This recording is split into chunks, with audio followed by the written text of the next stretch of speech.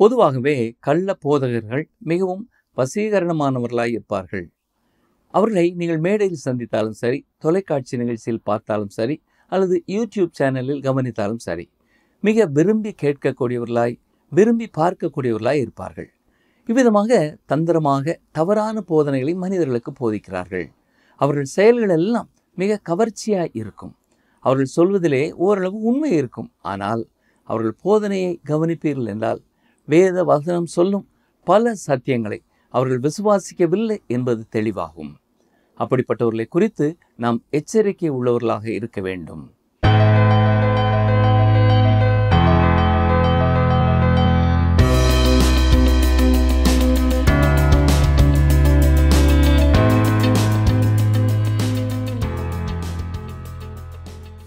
கிறிஸ்துவுக்குள் மிகவும் பிரியமான வேத ஆராய்ச்சி நேயர்களை இயேசு கிறிஸ்துவின் இன்ப நாமத்தினாலே வாழ்த்துகிறோம்.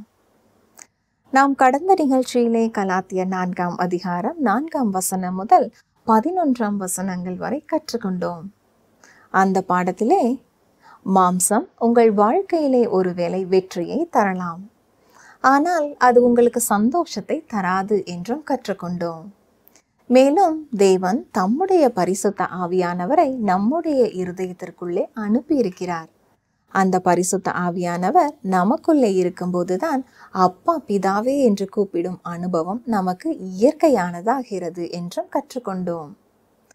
இன்று நாம் கலாத்தியர் 4ஆம் அதிகாரம் 12ஆம் வசனம் முதல் 26ஆம் வசனங்கள் வரை கற்றுக்கொள்ள இருக்கிறோம். இந்த பாடத்திலே அப்போஸ்தலனாகிய பவுலின் சரீரத்திலே இருந்த அந்த முள் எது? எந்தெந்த காரியத்திற்காக நாம் வைராக்கியம் பாராட்ட வேண்டும்? டெக்னியா என்ற கிரேக்க வார்த்தையின் பொருள் என்ன? விவரமாக அறிந்து கொள்ள தொடர்ந்து எங்களுடன் இணைந்திருங்கள்.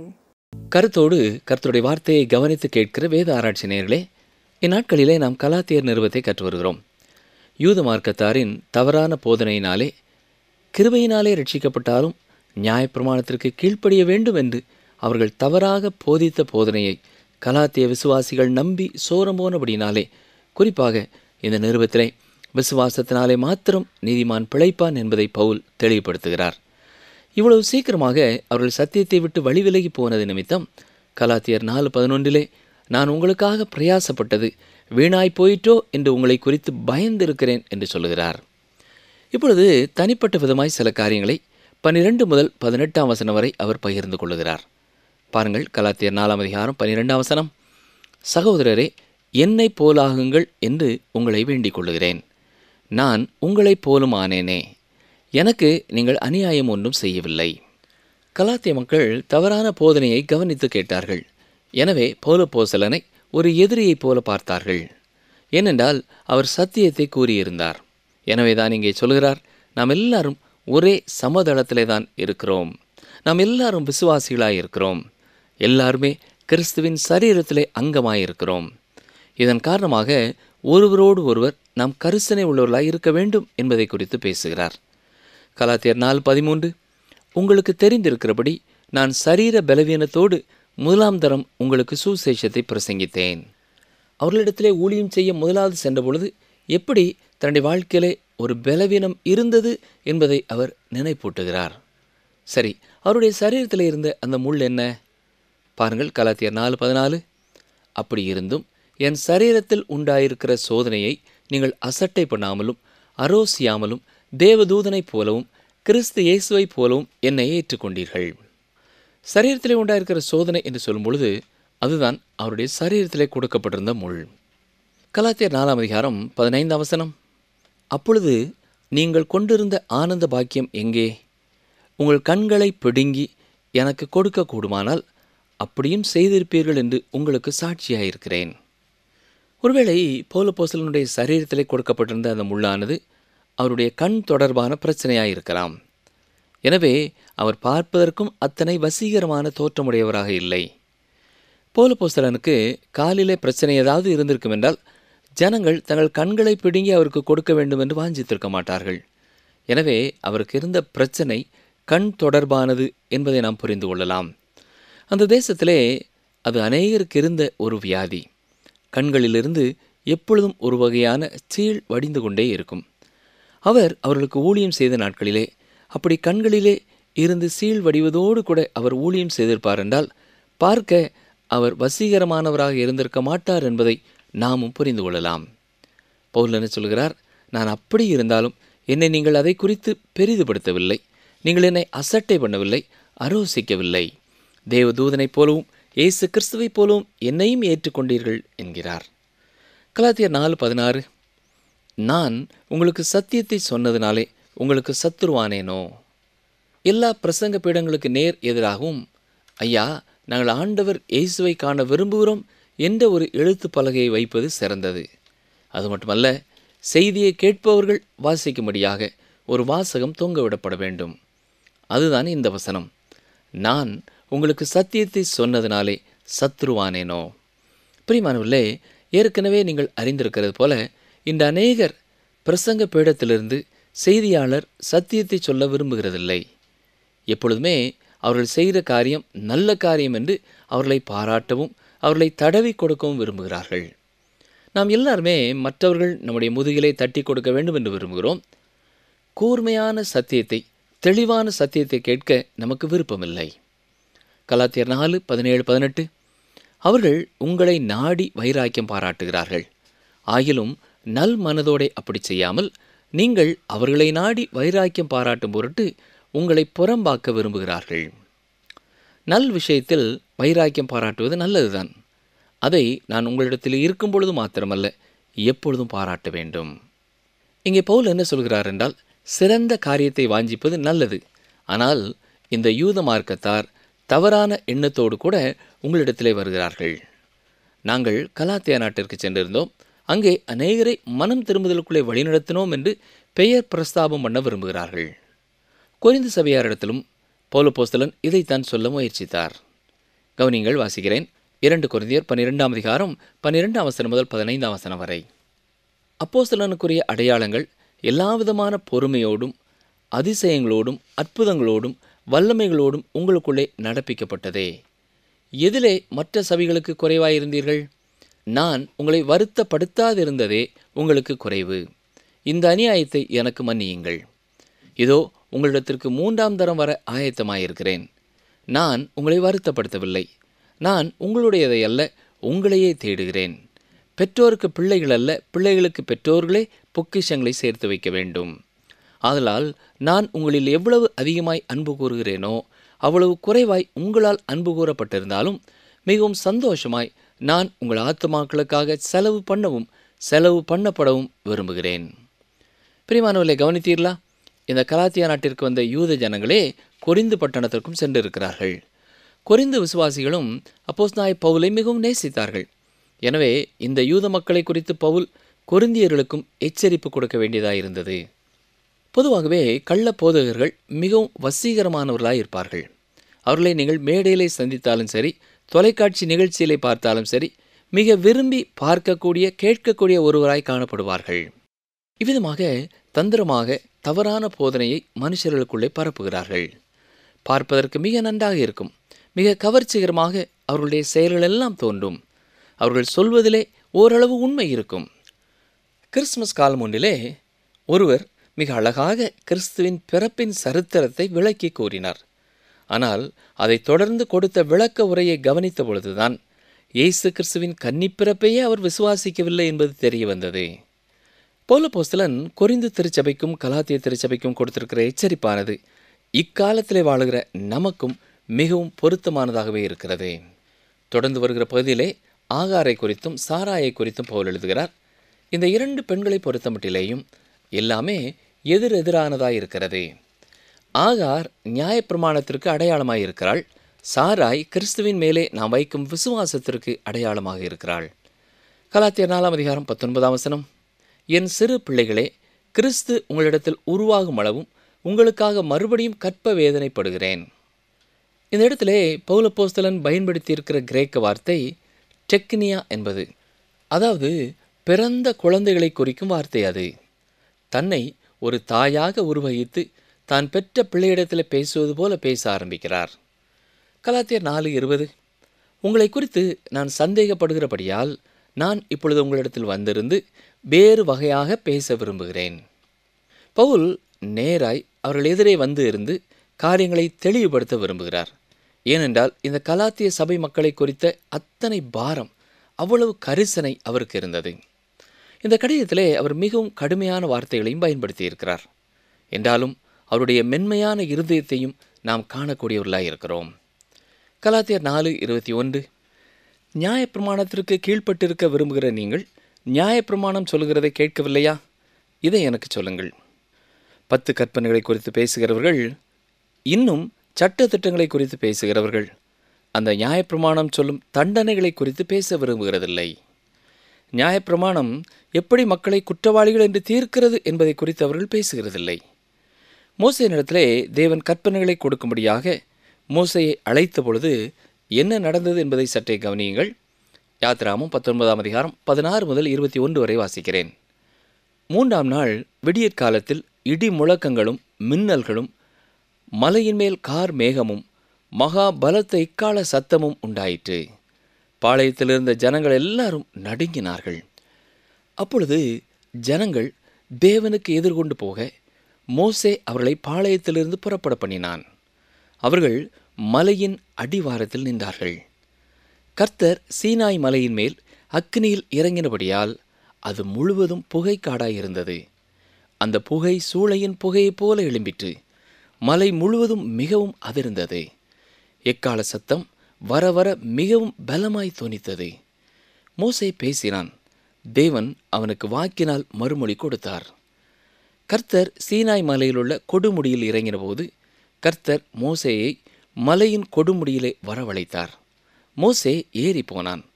அப்பொழுது கர்த்தர் மோசேயை நோக்கி, ஜனங்கள் பார்க்கிறதற்கு எல்லையை கடந்து கர்த்தரிடத்தில் வராதபடிக்கும் அவர்களில் அநேகர் அழிந்து போகாதபடிக்கும் நீ இறங்கி போய் அவர்களை உறுதியாக எச்சரி. தேவன் மோசேக்கு நியாயப்பிரமாணத்தை கொடுக்கும் பொழுது ஜனங்கள் தூரமாய் தள்ளி நிற்கும்படியாக தேவன் கட்டளையிட்டார்.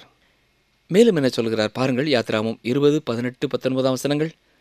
ஜனங்கள் எல்லாரும் இடி முழக்கங்களையும் மின்னல்களையும் எக்கால சத்தத்தையும் மலை புகைகிறதையும் கண்டார்கள். அதை கண்டு ஜனங்கள் பின்வாங்கி தூரத்திலே நின்று மோசேயை நோக்கி, நீர் எங்களோடே பேசும், நாங்கள் கேட்போம்.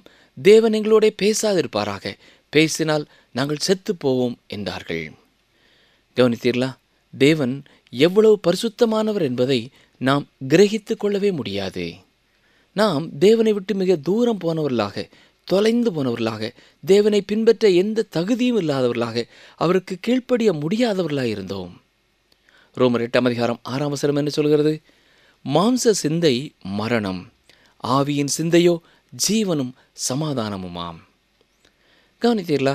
மாம்சத்தின் சிந்தை தேவனுக்கு விரோதமாக இருக்கிறது. ஆம் பிரியமானவர்களே, உலகம் தேவனுக்கு விரோதமாக இருக்கிறது. உலகம் நாளுக்கு நாள் சிறந்ததாகிக் கொண்டு செல்லவில்லை, மேலும் மேலும் தீமை நிறைந்ததாகவே மாறிக்கொண்டு போகிறது. தொடர்ந்து ரோமர் 8:7 வசனத்தை வாசிக்கிறேன். எப்படி என்றால், மாம்ச சிந்தை தேவனுக்கு விரோதமான பகை. அது தேவனுடைய நியாயப்பிரமாணத்துக்கு கீழ்ப்படியாமலும் கீழ்ப்படியக்கூடாமலும் இருக்கிறது. இப்பொழுது புரிகிறதா? இஸ்ரவேல் ஜனங்கள் நடுநடுங்கி மலையை விட்டு தூரமாக சென்று நாங்கள் மரித்து போய்விடுவோமோ என்று பயந்தார்கள். பிரியமானவர்களே, தேவன் உயர்ந்தவராக இருக்கிறார், மகா பரிசுத்தமுள்ளவராக இருக்கிறார்.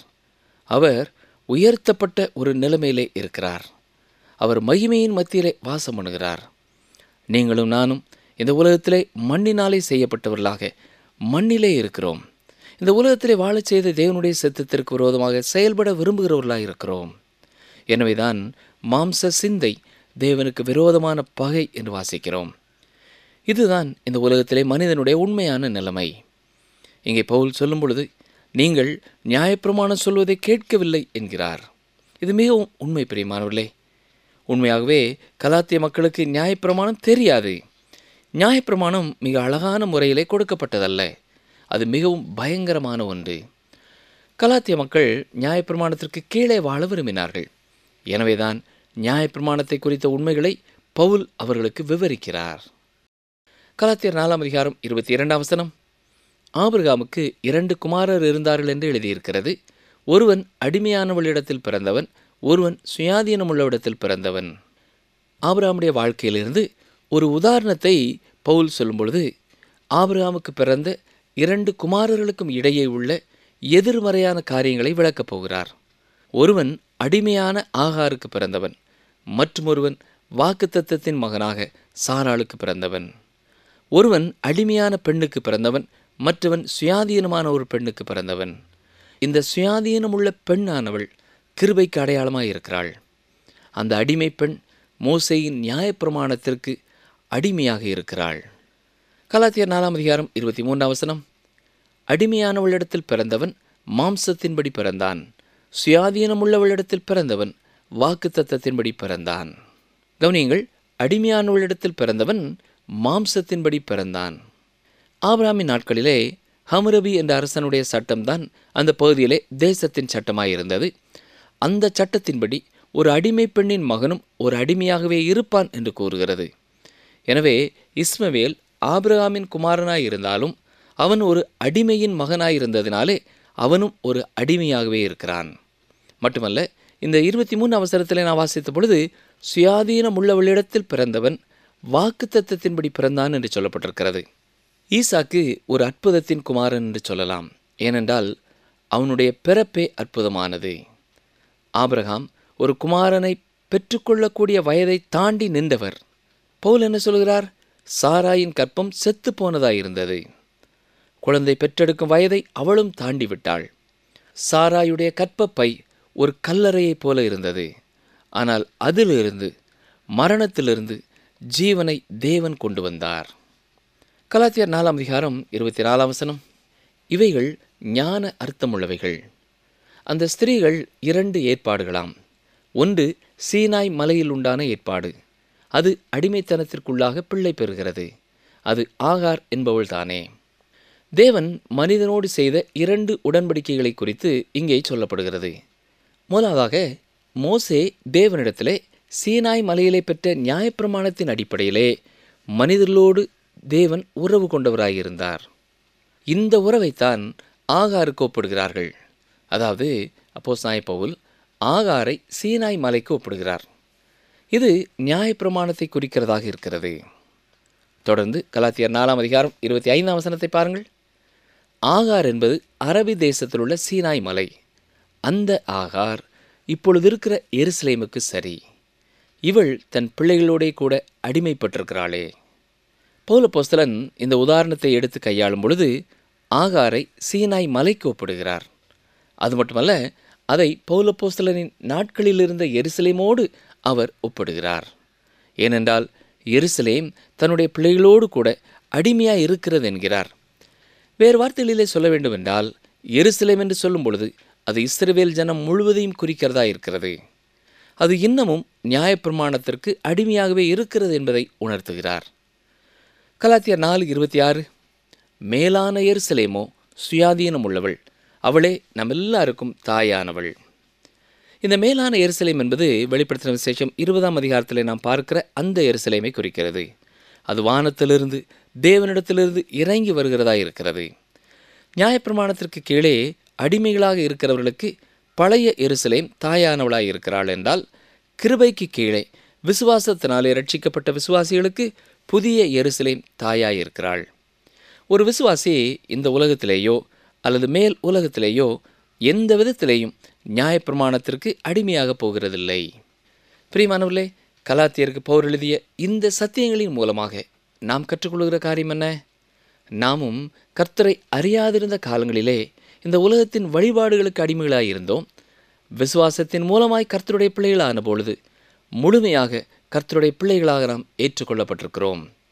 இந்த அனுபவத்திற்குள்ளே கடந்து வந்த நாம் தவறான போதனைகளை கேட்டு சில சடங்காச்சாரங்களை செய்தால்தான் பூரண ரட்சிப்பை பெற முடியும் என்ற எண்ணத்திற்குள்ளேயோ, அல்லது இந்த காரியங்களையெல்லாம் நான் கடைபிடித்தால்தான் கிறிஸ்துவோடு அவருடைய பிள்ளையாய் வாழ முடியும் என்றோ தவறான போதனைகள் வரும்பொழுது அதற்கு செவி சாய்த்து விடாமல், கிருபையினாலே விசுவாசத்தை கொண்டு ரட்சிக்கப்பட்டீர்கள், இது உங்களால் உண்டானதல்ல, இது தேவனுடைய ஈவு என்பதை நினைத்து அனுதினமும் அவருக்கு நாம் நன்றி செலுத்த வேண்டும். ரட்சிப்பிற்காக இயேசு கிறிஸ்துவை எப்படி விசுவாசித்தோமோ அதுபோலவே அனுதின வாழ்க்கையிலேயும் தொடர்ந்து அவருடைய பிள்ளையாக வாழ நாம் அவரையே விசுவாசித்து அவரையே சார்ந்து கொள்ளவே நாம் அழைக்கப்பட்டிருக்கிறோம். ஜெபிப்போமா?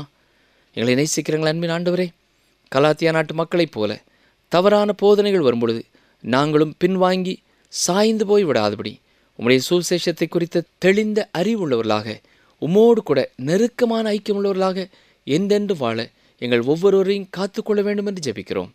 குறிப்பாக இந்த நேரத்தில் நான் ரட்சிக்கப்பட வேண்டும் என்று விரும்புகிறேன் என்று கடிதம் எழுதியிருக்கிற சகோதர சகோதரிகளுக்காக நாங்கள் ஜெபிக்கிறோம். அவர்களும் ரட்சிப்பின் நிச்சயத்தை பெற்றுக்கொள்வதற்கு இயேசு கிறிஸ்து தங்களுக்காகப்பட்ட பாடுகளை விசுவாசித்து அவரை ஏற்றுக்கொள்வதே ரட்சிப்பிற்கான ஒரே வழி என்பதை புரிந்து கொள்ள நீரே அவர்களுக்கு உதவி செய்யும். என்னுடைய சுய முயற்சினாலே நான் நன்மை செய்கிறவனாக மாறிய பிறகு தேவனண்டை வருவேன் என்று எண்ணிக்கொண்டிருக்கிறவர்களை சரியான உணர்வுக்குள்ளே கொண்டு வந்து உம்மை அறிந்து கொள்ள வேண்டியபடி அறிந்து கொள்ளவும், உம்மை தங்கள் இரட்சகராக ஏற்றுக்கொள்ள வேண்டியபடி ஏற்றுக்கொள்ளவும் நீரே அவர்களுக்கு உதவி செய்ய வேண்டும் என்று கெஞ்சுகிறோம். ரட்சிப்பின் திட்டத்தை புரிந்து கொள்ள முடியாமல் இருக்கிறவர்களுக்காக கேட்கிறோம்.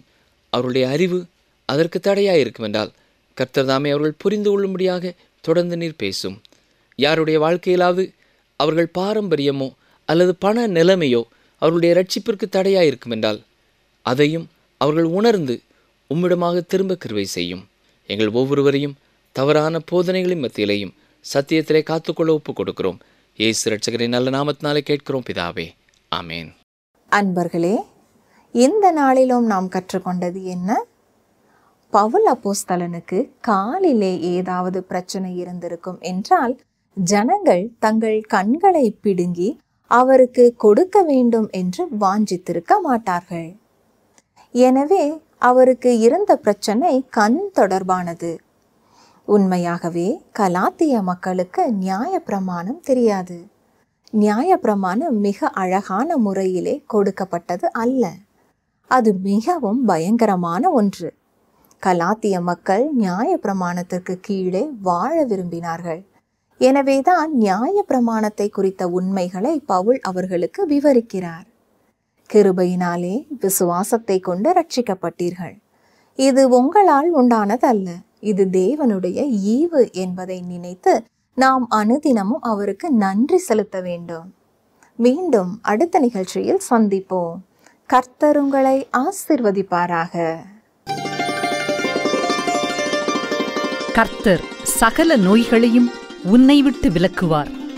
உபாகமம் 7:15.